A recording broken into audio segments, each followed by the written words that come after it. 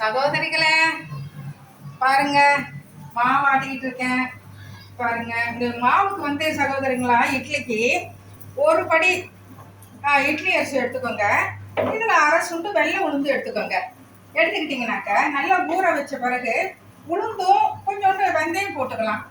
உளுந்தும் வெந்தயமும் நல்லா 3/4 வாசி அரைச்சதுக்கப்புறம் அரிசி நல்லா ஊறின அரிசியை போட்டு சாயங்காலத்தில் மீதி சாதம் குழந்தைங்களுக்கு போட்டு அப்படி மிச்சமெல்லாம் இருந்து நம்ம வேஸ்ட் பண்ணாமல் ஒரு படி சாதம் போட்டு நல்லா இது போல் வெண்ணெயாட்டம் நல்லா அரைச்சி எடுத்து காலையில் இட்லி சுடும் போது பொசு பொசு பொசுன்னு நல்லா வருது சகோதரிங்களே.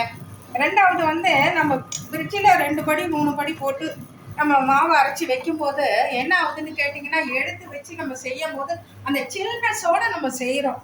இது வந்து பழைய கால மெத்தடு. சாயங்காலம் அரைச்சா காலையில் நம்ம வந்து இட்லி ஊற்ற போகிறோம். அது போல் இது இருக்கும். ஃப்ரிட்ஜில் வைக்க தேவை கிடையாது. நம்ம அன்னாடம் உபயோகப்படுத்திக்கலாம்.